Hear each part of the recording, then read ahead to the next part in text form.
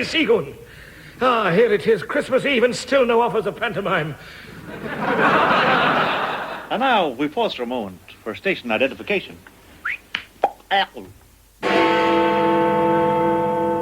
Ladies and gentlemen, Mr. Jim Pills.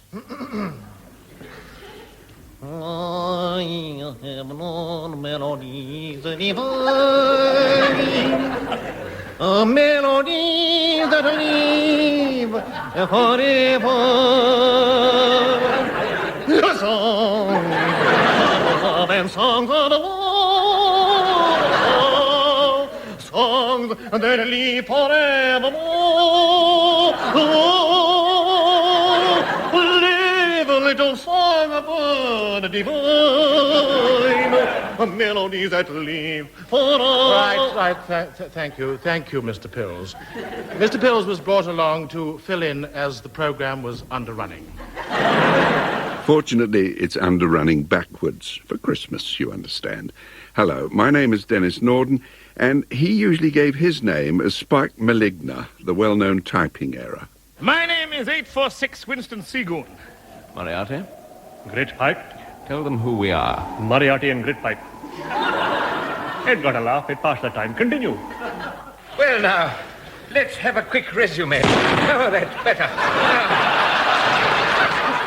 By the way, listeners, as we used to say, if none of this makes much sense to you, even as nonsense, take comfort. It simply means you're not old enough to have been around when Spike Milligan and friends first launched the Goon Show on the world more than 50 years ago. You know that facility that you see advertised on electrical appliances these days, fuzzy logic? Well, Spike invented that.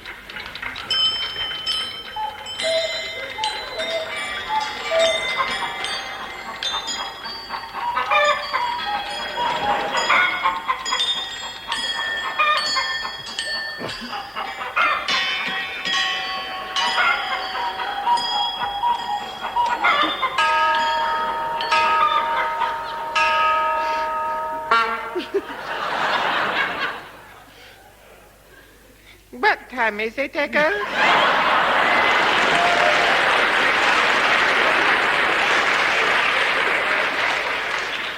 Just a minute, I got it written down here on a piece of paper. And a nice man wrote the time down for me this morning. Oh.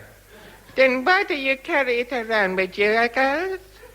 Well, if anybody asks me the time, I can show it to them.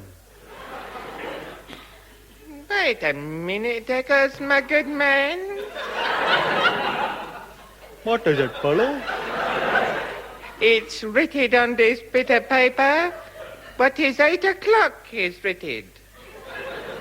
I know that, my good fellow. That's right. When I asked the fellow to write it down, it was 8 o'clock. Well, then, supposing when somebody asks you the time, it isn't 8 o'clock. Well, then I don't show it to them.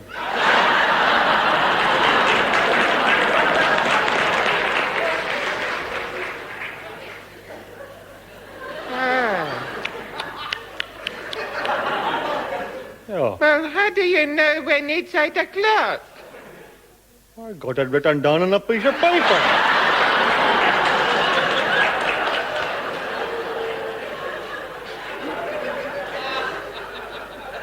I wish I could afford a piece of paper with the time written on. Oh. Here, Echo. Yeah? Let me hold that piece of paper to my ear, would you? Here. This piece of paper ain't going. What? I've been told a forgery. No wonder it stopped at 8 o'clock. When that was first broadcast in 1957, the theatre of the absurd was in vogue on the legitimate stage, but I'm not sure that Spike's illegitimate version isn't lasting rather better. Not that we remember Spike only for goonery. He was a man of many accomplishments, some of which he took almost seriously.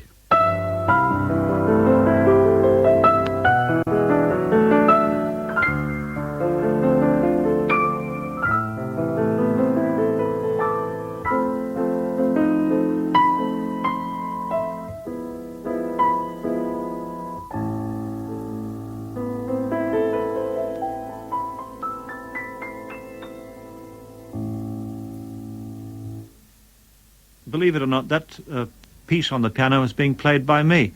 I was waiting for the program to start, and I can never risk playing a piano.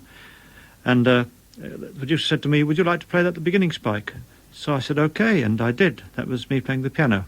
As Roy Plumley said on one of Spike's visits to Desert Island Discs, our castaway this week is a comedian, writer, musician, actor, painter, and character, and there aren't many of those around these days. which was something to be grateful for, or so certain BBC bureaucrats privately felt. Early in 1957, in the middle of a wrangle over fees, the Variety booking manager, Pat Newman, wrote in a memo, "I have stopped short of an actual take it or leave it, and for all I know, if we issue him with such an ultimatum, he may toe the line. But of course, we are dealing with a strange personality." The BBC television service had been coming to the same conclusion. They'd recently booked Spike for a spot on a show called Variety Parade and asked him for a summary of his act. He submitted the following. "Enter Milligan, exit audience. I clown around the stage for a minute cracking jokes. Then I demonstrate how I beat Sugar Ray Robinson.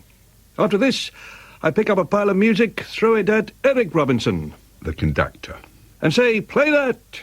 Into trumpet solo, sensational applause, good luck." Where did this strange anarchic creature come from? Later, of course, as a multiple autobiographer, Spike gave us all the details, but he did offer an earlier version. In the mid-50s, he was invited to appear on the BBC's Asian Club programme, and at their request, he sent along these notes. "Born in Ahmednagar in India on 16th of April 1918. My father was a soldier, and my mother was his wife. I spent most of my time in India as a kid, and came to England in 1934. I tried to join the Air Force as a pilot, but I failed, although when the war came, they were only too glad to have me.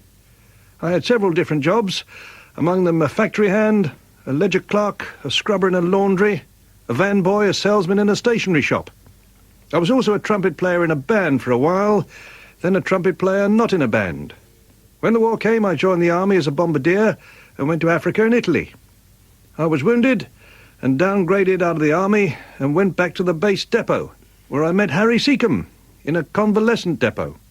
What he didn't describe was the effect on him of the attack that ended his frontline career, an incident he only half remembered. Apparently, he was helping to drag some radio equipment up a hill when the Germans, correctly sensing the presence of a comedian, opened fire. And I laid down. It's a good thing to do.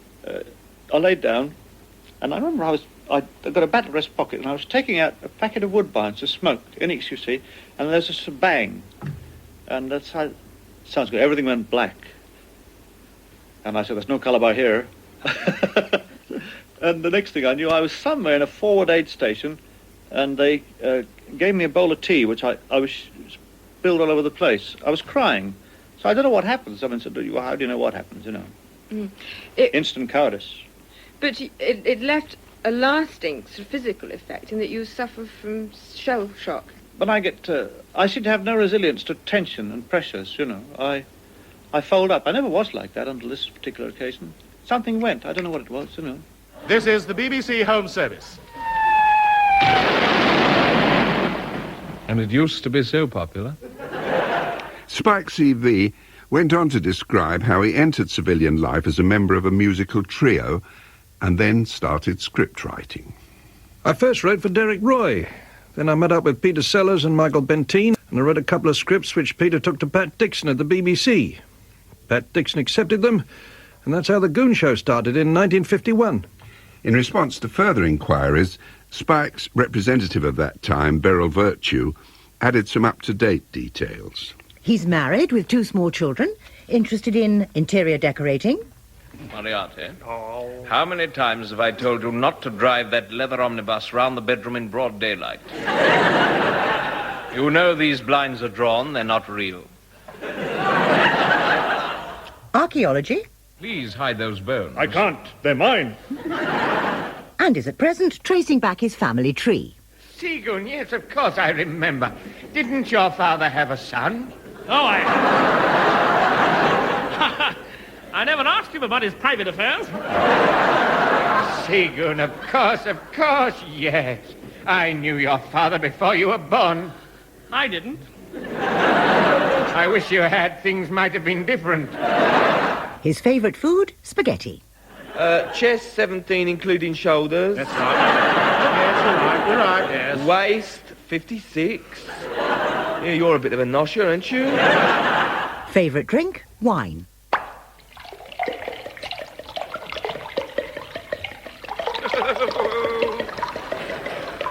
Enough? Just a spot more. Yes, yes.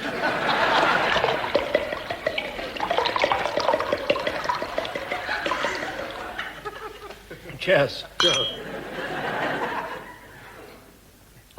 Have another? Just a small one, please.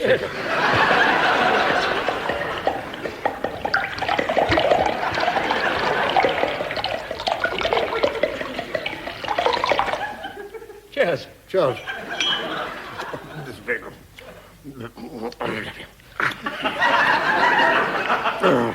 Spot more? Oh, no. I think it's about time you had one. Spike also admitted to collecting classical music recordings, studying philosophy, and growing a beard in winter. Later on, he grew increasingly fond of painting. And as a painter, would you like to choose one picture to take with you? Starry Night over Arles by Vincent van Gogh. Where is it, do you know? I haven't got it. He once signed off one of his letters to the BBC with the news, I am now going into my office to paint. Do you know that in 1889, Paul Gauguin wasn't painting so well either? Is this a record? Yours sincerely, Spike Milligan. Spike, of course, was a lifelong letter writer to friends, colleagues, enemies, newspapers, and organisations, among which the BBC was the handiest target for his frequent protests. He was sometimes in the right, but not always. In 1955, he wrote to V.K. Harpwood of the Variety Bookings Department. Dear Sir, regarding your letter advising the change of time for the recording of the Goon Show on the 30th of October. I am available at this time. I would like to add a note, though. Anybody who comes to hear a show at 3:45 on a Sunday afternoon must be A, without a home, B, gormless. Psychologically, it is a bad time to perform a comedy show. It's like doing Rigoletto in the middle of Bond Street. But apparently opinion doesn't matter anymore. Go ahead, grind it out. Yours sincerely, Spike Milligan. At the bottom of that letter, the head of bookings scribbled his own note. Perhaps you would care to tell Milligan that this early recording is at his and Sellers and Seacombe's request. The necessary climb down was elegantly performed by Beryl Virtue. Spike has asked me to thank you for your letter and to tell you that you win. Also, would you keep his name in mind for tickets for Rigoletto when it is next performed in Bond Street? My personal apologies to Mr. Harpwood. I must have caused her a nasty moment. Yours sincerely, Beryl Virtue, Mrs. Business Manager, Associated London Scripts. In the same Milligan files at the BBC, there's plenty of evidence of happier moments. Dear Mr. Stewart, just a short note to thank you for the party, which I enjoyed thoroughly. P.S. Since the party, I have not seen Eric Sykes. Will you ask the cleaners to have a look for him? But within weeks of that jollity, a printed form arrived at the Goon Show office from Spike's doctor.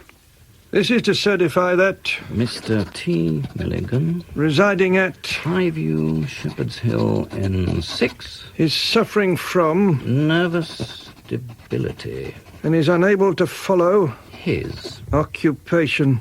My wife's got the lurgy, and my eldest boy's got the plin, mate. During the 50s, Spike suffered a number of serious breakdowns. The most alarming was probably the first, which occurred in 1953, directly, he said, as a result of pressure applied by the BBC. The letter that did the damage, still in the corporation files, came from the assistant head of Variety, speaking on behalf of the Goon Show producer. Dear Spike Milligan, The Goon Show. It has been reported to me by Mr. Peter Eaton that despite his constant requests for early delivery, your scripts for the above production continue to arrive late, in some cases not until the morning of the pre-recording.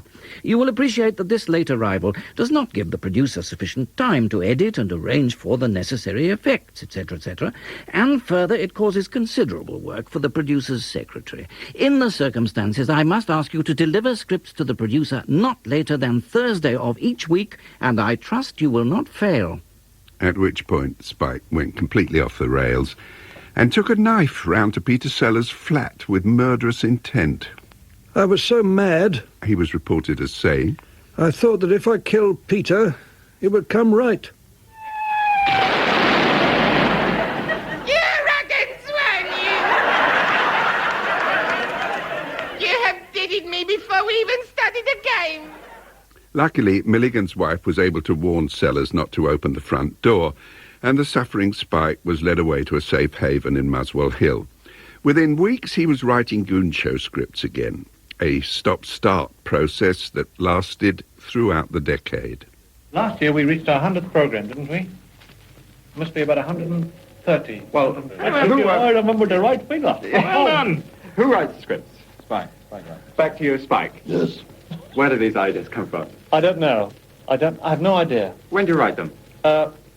Methodically, office hours. I don't write them on fag packets like people claim. Oh, on your back. I mean, lying on your back. No, I wear a clean collar. I go to an office, and I type from 8 o'clock in the morning till 5:30. Then I return to my wife and 2 children. Or somebody's wife and 2 children. I can't remember. They're always there anyhow. And rehearsals, when do you get together for rehearsals? On the same day as the recording of the broadcast? On the Sundays, yes. The Sunday. Uh-huh. Yes. We don't see the script until the Sunday afternoon, you see. And it's every man for himself.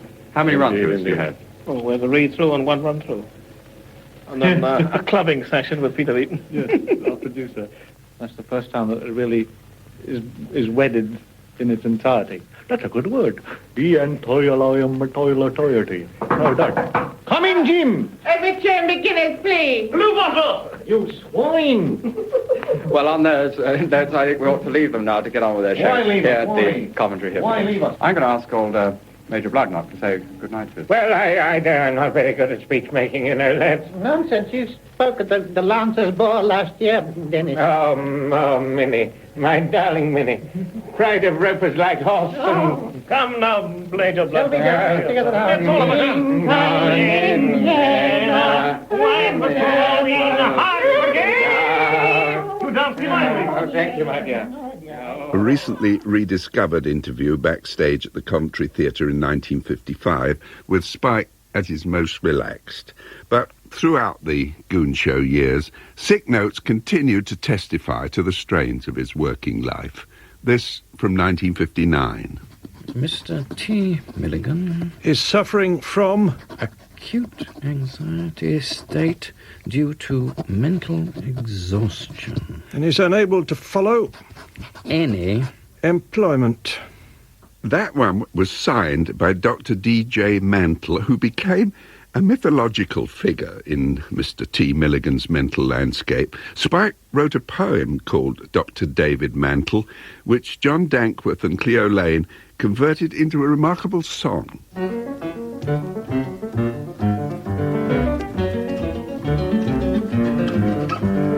Dr. David Mantle went to Bintle Buntle to see the tonsils of a man he hardly even knew. Dr. David Mantle got to Bintle Buntle Boo, and to the man with tonsils said, how do you do ya do? Say, said Dr. Mantle then, I can't believe it's true. You have 3 tonsils hanging where there normally are 2.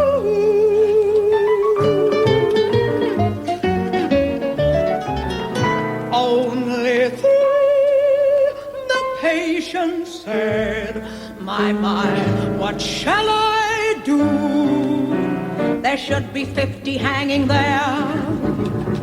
Oh dear, tut-tut, boo, boo. Dr. David Mantle fled from Bintle Buntle, boo.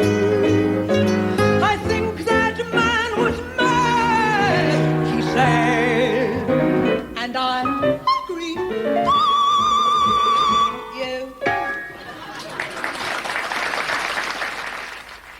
Probably the strangest serenade to a physician since Jelly Roll Morton's rendition of Dr. Jazz.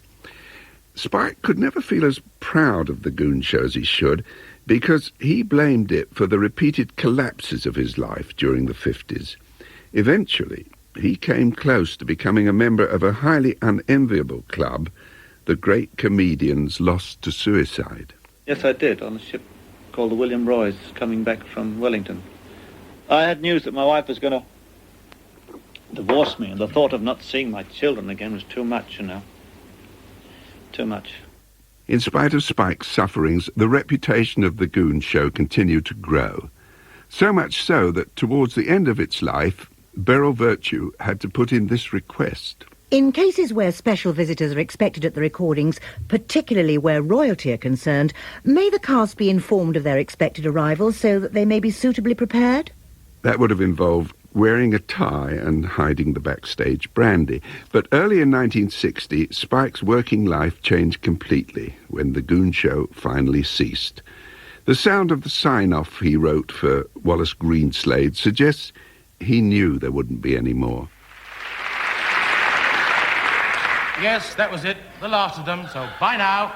But the public and press couldn't believe it was the end. Not until November that year, when the Daily Herald reported, "The Goon Show will not be coming back. Negotiations to revive the most famous of all radio shows have failed. Unofficially, I learn the BBC is secretly blaming Milligan for taking too long to sign a contract." He had been a bit hesitant, but in any case, he'd given enough to the show. And Seacombe and Sellers by now were very busy elsewhere in the theatre and films, which gave Spike the feeling he'd been left behind. Yes, it did. When it all finished, I was sort of an unemployed scriptwriter. And Peter, of course, had done well in the film world, and Harry had done well on the stage. And I had no confidence at all. I still have very lack of confidence. And I thought, I've got to do something. So I thought, I think I'm a good clown. I thought I must be a good clown, and I'm going to push myself. So we did this play called Oblomov, which was terrible. So I ad-libbed the whole thing, and it became a great hit in London. One of the most extraordinary phenomena in the history of the West End stage is currently to be seen at the Comedy Theatre, London. It is, of course, Son of Oblomov, which Spike Milligan and company have changed from initial disaster into triumphant success. They have achieved this by turning the original play inside out, upside down, back to front, and all over the place, once nightly and twice on Wednesdays and Saturdays. Only last week it was revealed that Princess Margaret and Lord Snowdon have been to see the show 3 times, once with the rest of the royal family. On this occasion, Mr. Milligan was invited for a bite to eat Shea Jones in Kensington. But, of course, if he is going to keep up with the Joneses, we imagine it's only a matter of time before he has to return the hospitality Shea Milligan at Finchley. If this happens, of course, there's bound to be the usual visit a few days beforehand by an equerry. Believe it or not, nearly everything you will hear in the sordid dialogue that follows has been written or said by Mr. Milligan himself at some time or another, and here delivered by Mr. Bob Todd.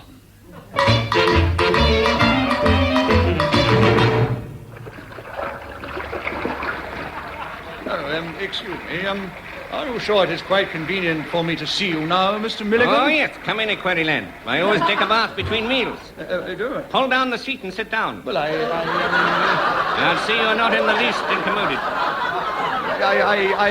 You won't be incommoded. Don't pull that! Please. There are 1 or 2 points of etiquette that I have come here to clear up. Why, have you spilled some? Tell me, Queryland, why does Prince Philip wear red, white, and blue braces? I'm afraid I haven't the slightest idea, Mr. Milligan. Prince Philip wears red, white, and blue braces to keep his trousers up, of course. I have one of the finest comic minds in the world, you know. That's the simple truth. Is it really? Yes. Blame me if I had 6 legs, I'd have to admit it, wouldn't I? Have you? I mean, no. Do you mind sponging me down with a bath bun? Well, I haven't actually... Too late. The phone's ringing. Or it will be. Do you always keep your phone in the bath? Yes, I'm afraid it might be the official receiver. Hello, Jim. All right, thanks, Tom. I'm holding a party. My place. See you. Goodbye, Joe. That was Fred, Queryland. I write poetry, too, you know. Do you really? Well, there are holes in the sky where the rain gets in. But they're ever so small. That's why the rain is so thin. That was from the topical programme Listen to This Space, presented by Nicholas Parsons in 1965, at the height of Spike's theatrical notoriety. When that sketch was over, the real Spike made a surprise appearance. You are a very outrageous personality, Spike. Is this really a part of your personality, or is it what some people call a professional pose? No, I'm old-fashioned. That's what it basically is, you know. I thought you were more with it than most of us. Yes, That's the quickest I could think of on the notice. Well, I mean, when you did the Goon Show on radio, I mean, this was a breakthrough in humour. I still think it was some of the greatest radio we've ever heard. I agree. Yes. But what have you got...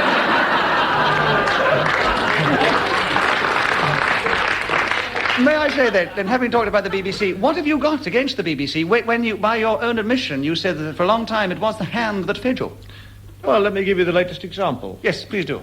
You see before you a man who, about a year ago, did an experimental television program with some other people, and we don't know where they came out. We did 2 half hours, and then they said, oh, they weren't good enough to show. So I said, oh, well, could we... this was a year ago. I wrote up and said, could we see the films?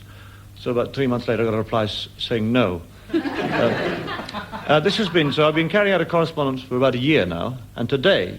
last week I had a letter saying, we will let you see the films. If you go to Ealing, BBC TV Studios, and ask for Studio K, you'll see the film. So I went there. And I got there and I said, where's Studio K? Oh, I don't know. I got past him and I got... This is true. I got up to the chap and said, you can't park here, sir. You can't. And I finally got into the studio and we waited for 2 hours. And the chap said, what are you waiting for? And we said, we were told to come here between 2 and 4 to watch the film. He said, I'd never heard anything about it, so I came back. Now, that's the latest from the BBC. You once said elephants are happy, worms are even happier, but I'm not. But why not? Well, I'm not an elephant or a worm, I suppose. TV always gave him trouble, but Spike's radio career had become a bit patchy too. During a period of post-Goon unemployment, he'd spent some time in Australia discovering another version of the sunny way of life that he'd enjoyed in India. As that interlude neared its end, the BBC producer Charles Chilton circulated a memo. You asked me to remind you that Spike Milligan is due back in England next month. You may remember that we were discussing the possibility of his writing a new Australian series for us when he returned. I have warned the War Office. Now then, next question, please. Blue Eyes of Lewisham. Darling. Get the right haircut for it, isn't it? Start again, go on. Blue Eyes of Lewisham. I'm a middle-aged woman. Well, give it up. There's no future in it, mate. I have a problem. I can see that.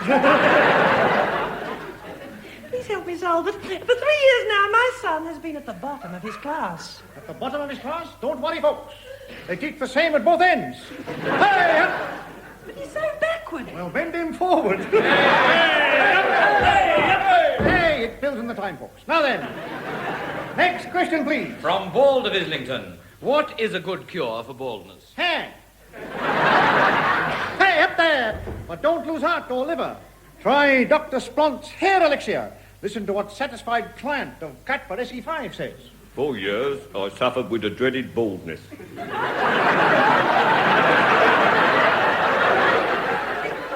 Then Dr. Splont's came into my life. He said his elixir was so good that it would grow hair on a boiled egg. Now every morning I have a hairy egg for breakfast. Well done. Next twit, please. It's from Dissatisfied of Highgate. Last summer... That was 5 years ago. Last summer I saw an advertisement outside Paddington Station. I see. It said, buy a ticket to Epping Forest and smell the scent of the pine trees. Well, go on then. Well, I bought a ticket. I have been sniffing it all day.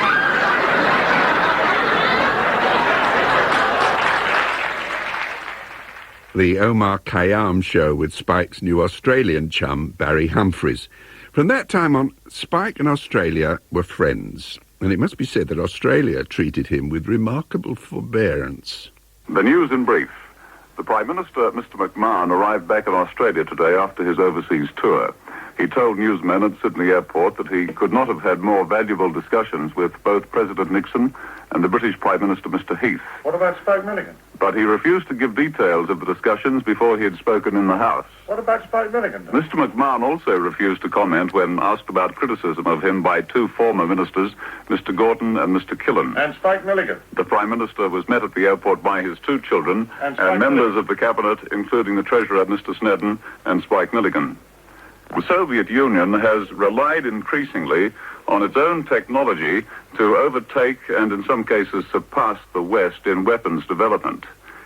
In their foreword to the 1971-72 edition of Jane's Weapons Systems, the editors say pressure for cuts in defense spending in some Western countries is at least partly responsible for the improved Soviet position. What position is that? Australia's national international airline Qantas has been awarded a trophy by the British Guild of Air Pilots and Navigators for its safety record. And 33 crashes. Qantas is the second Australian airline to win the Cumberbatch Trophy. TAA won it in 1958. The Australian Post Office is doing good business in the United States. What? An agent for the post office in New York says sales of stamps to collectors could bring in $200,000 in the first year of business. The South Australian Attorney General, Mr. King, has warned that people in the state who stock or sell a New South Wales publication, Searchlight, run the risk of prosecution. Mr. King was speaking in the South Australian Parliament. Well, there was nobody listening. You see, John Snagg wouldn't have stood for that. It was indeed just the sort of studio incident that terrified the BBC management. Scared as they were of what Spike might do, they began to give him the feeling that in spite of all his past successes on radio, he wasn't really welcome at Broadcasting House. It was a vague suspicion at first, but as the 60s went on, Spike found a focus for it in Housewife's Choice, the weekday morning record programme for women at home. It had a different presenter every week, or 2 weeks, and Spike first applied to be added to the list in 1963. The polite no he received from the head of gramophone programmes, Anna Instone, set off a long campaign of self-justification. I'm a family man. I have 3 children. I start work at 9 a.m. and finish it at 5 p.m. I do not do anything extraordinary except write strange things.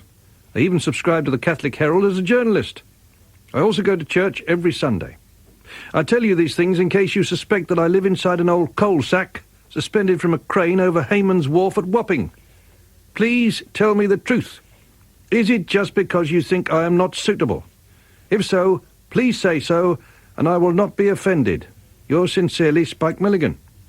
Anna Instone managed to fend him off that time. About 3 years later, he was back. Dear Miss Instone, I am 50 years of age, non-smoker, happily married with 4 children. Along with Aldous Huxley, I am probably the only man in England to have read the Encyclopaedia Britannica. I'm a Roman Catholic and attend church every Sunday. I'm a musician. I play classical guitar, jazz cornet, and I also compose music. I've given you this information in case you think I'm an intellectual clod. Back came a stonewalling reply. Much as we appreciate your professionalism and the points you have made in your letter, we still do not think that you are right for this particular series. However, please do not feel that we underestimate your appeal in other programmes. Yours sincerely, Anna Instone, Head of Gramophone Programmes. This time, Spike persisted, with added emphasis on the pain of rejection. I can't tell you how hurt I was to read, what I long suspected, that I was not suitable for the Housewife's Choice programme, as I am bothered as to what makes me such a leper among men. So would you please enlighten me as to what my unsuitability consists of? You see, I want to know if it's imagined or real. Respectfully, Spike Milligan. By this time, Anna Instone was needing help. She wrote, and this sounds almost like a Milligan invention, to the BBC's head of secretariat, whose name was G.T.M. Morgan. As you know, Milligan is a very difficult character. We don't want him on Family Choice, the successor to Housewives, for the following reasons. 1. We have never used him for record programmes unless he was pre-recorded, as he is completely unpredictable both as to attendance and his material.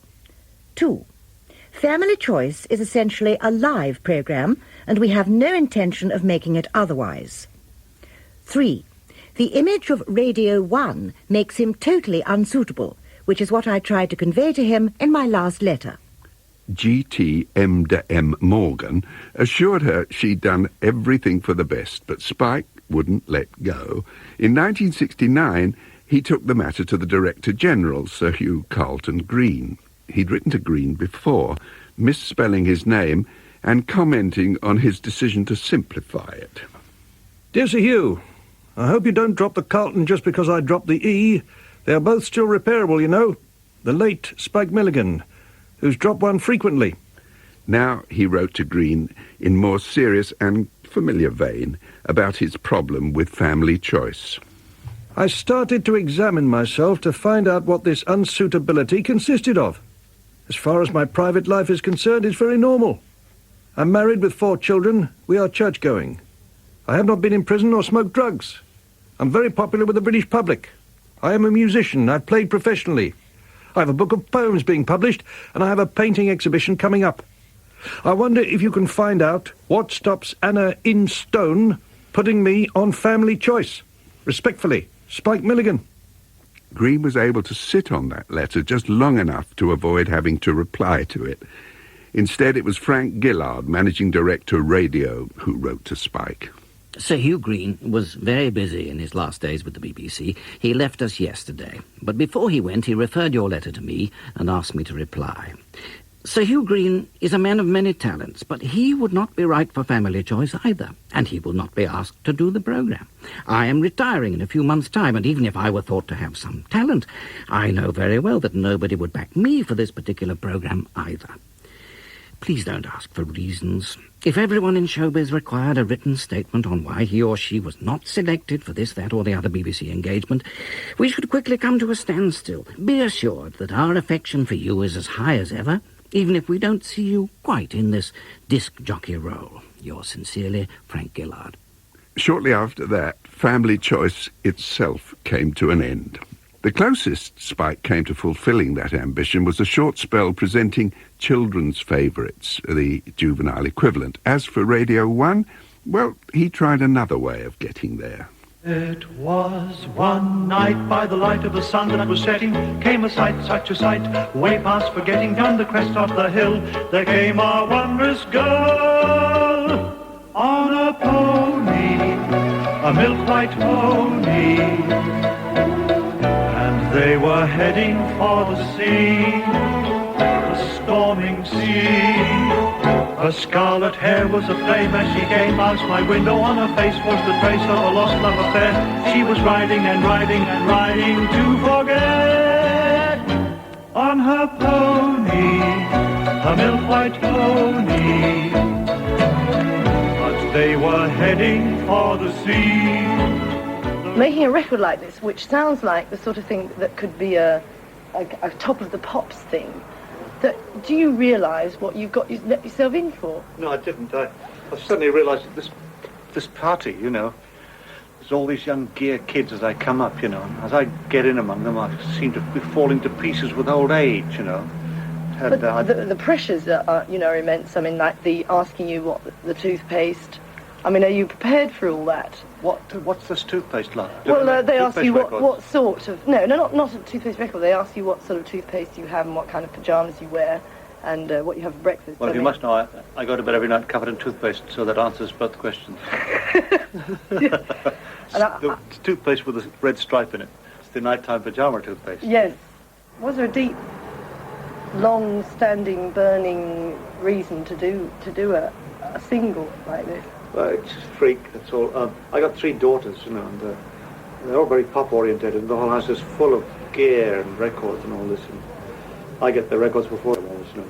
And because they're always catching me, can you get them to the trade, Dad? So I try to get them to the trade, and I do, because I hear about them all.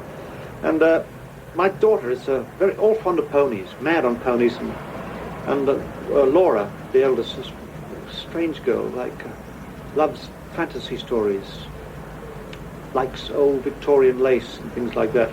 And one morning I went to Tunisia, we went to Tunisia on a holiday, and I got up very early one morning, and I looked out, and there was a girl riding this white Arab horse. in the sea, just into its ankles. And it was my daughter Laura. And I was knocked out. I don't know what it is. It's, it was my little girl. Oh, well, that's So BBC big. might need a good straight record now and then in between time signals. Although we haven't got the news from the earthquake from Haravana, but here is a record of Spike Milligan singing Girl on a Pony. I'd once heard the tale of a sailor boy who'd been lost at sea, of a love affair and the scarlet hair of a bride-to-be. But that was 100 years ago. By now the storm passed its height. By the light of the moon I searched the shore, but I saw nothing there. When something caught my eye all alone, standing on the sand was the pony, just the pony. And he was looking out to sea. Spike was talking to Annie Nightingale. He was on good terms with a number of broadcasters who tended to be good lunchers. Jack DiManio, the eccentric presenter of the Today programme, certainly qualified. To Jack DiManio and Robert Craddock, producer. Dear Jack and Bob, thank you for an almost impossible lunch. I continued to drink throughout the rest of the day and ended up at one of my mistress's flats, where she introduced me to her future husband. Oh, how we laughed. That sort of tableau wasn't all fantasy, as another letter indicated. Dear Jack, Manio are called, but few are chosen. Formidable lunch, stimulating conversation, and keep your thieving eyes off her. Bless you, Spike. And a happy Easter to you too, Jack. And Spike Milligan, a very happy one to you, too. Remember, there's only 365 shopping days to Christmas. I'm glad to know that. But the last time I saw you, we were down in Sussex somewhere, and you were learning a tune on some old organ or other, some doctor. Oh, yes, that's correct. Well, I want to hear it. Right. It was the Church of St. Newk's, just off the sands at Dymchurch, and the Reverend Parleby Quack, who was there, and you made a recording at the time, and you've never played it to me, and I would very much like to hear it this time. Before you ask me to choose another record, I'd like to hear this one. Well, we'll see if we've got it in the library. The Reverend Parnaby Newk, yes. Quack or Newt, was it? I can't remember. Newk. The Reverend Parnaby Newk. Newk. Yes. Newk. That's right. Well, we'll see if we've got it. Let's get that record on. One of a number of completely inconsequential radio duets between DiManio and Milligan, who was only too happy to make it all up as he went along, if he could get away with it. The same thing applied even to the unexpectedly serious side of his broadcasting for the BBC's religious department. Talks that were recorded but improvised. I'm sorry about the pause, but I was thinking. Old-fashioned thing. I was thinking that I cannot believe that I, myself, am the product of unthinking matter. I cannot believe that my father was an explosion and my mother was a vacuum. I can't believe this.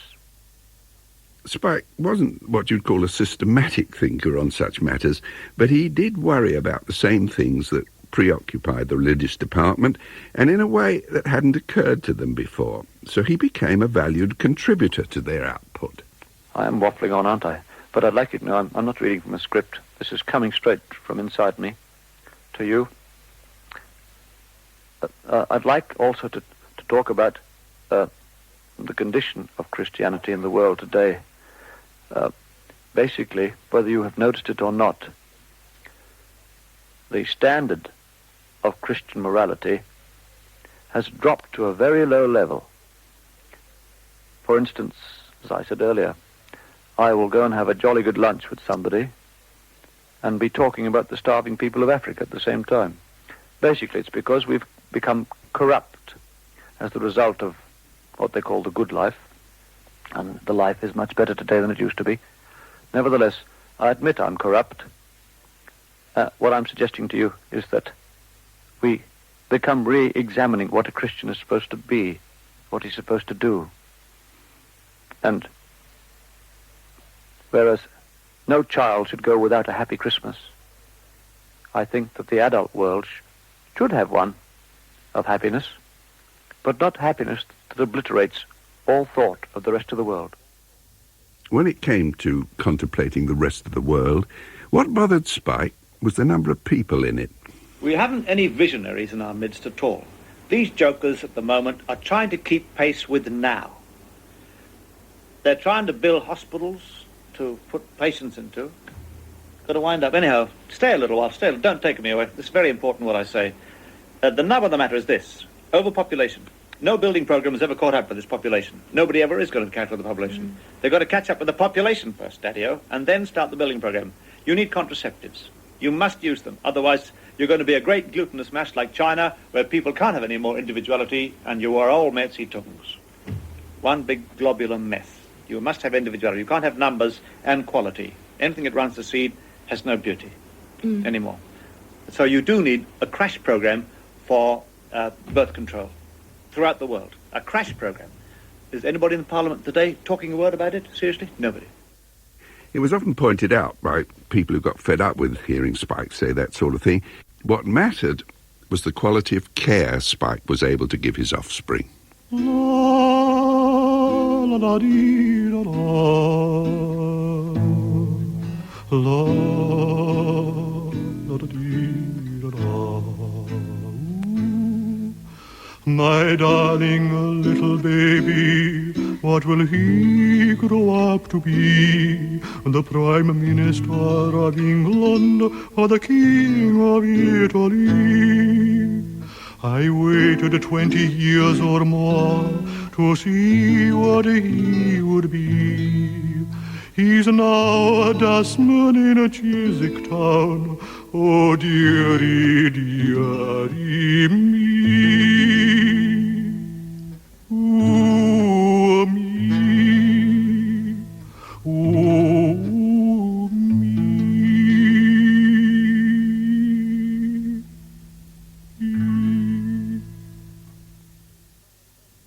To Department of Health and Social Security, Child Benefits Centre, 19th of January 1983. Dear Sirs, help, shock, horror! Last year you asked if my daughter Jane, aged 16 years, was to continue with her education. She's now decided to work and not attend college, so I'm receiving the child allowance criminally. I hope you're going to be nice about this. Otherwise I'll have to have another 6 children, and that'll put some paperwork in your way. You see, I still have the equipment. Sincerely, Spike Milligan. Department of Health and Social Security, Newcastle upon Tyne. Dear Mr. Milligan, thank you for your letter dated 19th of January 1983. I must say that I appreciate your sense of humour. As a result of your daughter's change in circumstances, you have been overpaid child benefit amounting to £57.30. Will you therefore let me have your cheque for that amount? Yours sincerely, F.E. Jackson. That exchange was published in one of the collections of Spike letters edited by his manager, agent, schlepper and confidant, Norma Farnes. As years went by, we heard more from Spike as a professional skirmisher with authority than as a comedian, though he did combine those functions whenever he could. For instance, this interview with Brian Widlake was his contribution to the famous Winter of Discontent early in 1979. Basically, it's this, you see. The average joke content of the BBC is a 5% minimum of jokes. They won't let us go over the 5% norm of the number of jokes per show. And we want an increase of 12 to 15% per show, and after that, free joke bargaining. Our pickets are outside Billy Cotton's office at the moment. Little and large are out there, and not one joke will get past him. The only jokes we're going to let past are jokes about the aged, the sick, and the young. But you're not a member of the Transport and General Workers Union. No, we're equity members. We travel on legs as against wheels by the Transport and General Workers Union. This, therefore, is an unofficial strike action. It's temporarily unofficial at the moment, but we're gradually getting more and more people, and next Monday there'll be a mass meeting of Morecambe and Wise outside the TV centre, and we won't let any lorries carrying jokes on board in. But, you know, you're rendering a grave disservice to the community, because we need comics more now than we've ever needed them. Well, you've got the biggest bunch of comics in the world in Parliament. I mean, you just switch on the radio this afternoon and hear the groaning and moaning, here, order, order. Yes, but they're very good. No, this is serious business, so you've got to keep the country miserable, because that's the way it's got to be. A good, miserable country is a country that's on the way up. Are you seriously going to give up writing for the time being? Well, just for this week, then, until we put the pressure on Billy Cotton Jr., as I say, to increase from the 5% joke norm up to the 12% that we want.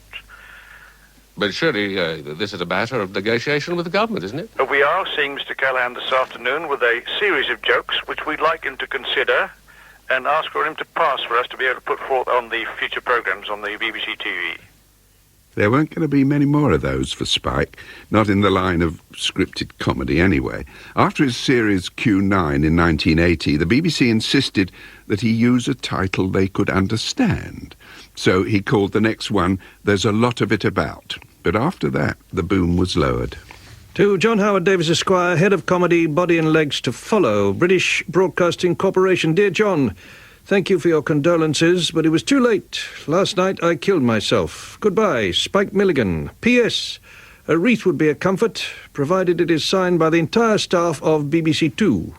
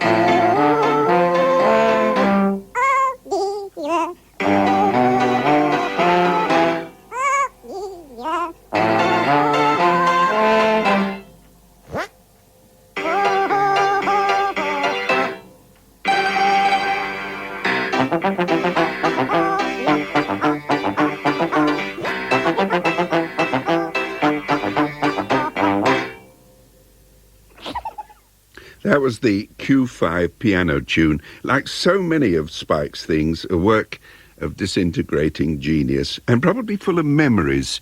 Bad brass bands in India, terrible naffy pianos in wartime, the poems of William McGonagall, and perhaps even the buzzer in a hospital waiting room. Spike had been putting together alternative realities ever since childhood days, when his family returned from India to shivering England. Because my brother and I were trapped in this strange, hard, cruel, dull world of bubble and squeak and porridge reheated and re-watered thrice, all this awful smell of boiled greens coming up the stairs, and old dears crippling round on cracked lino with eggs like faded fried eggs, oh dear, all creeping around. So we turned inwards, and we invented our own world. We created our own world of a place called the Mania. We invented our own army and soldiers and sailors, drawings. I've still got them at home.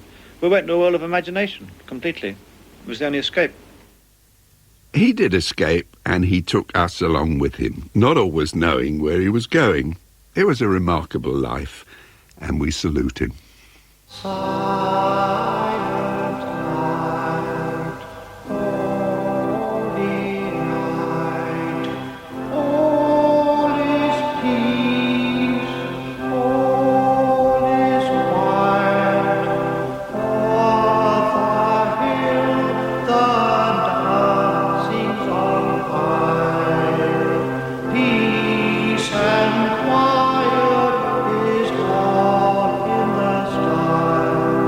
Sleep.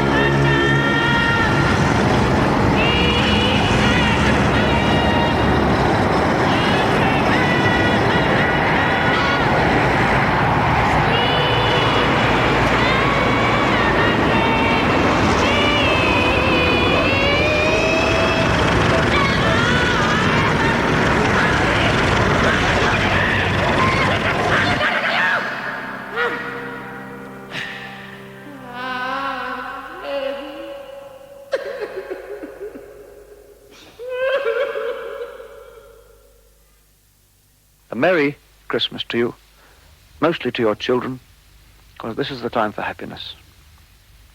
And thank you for listening.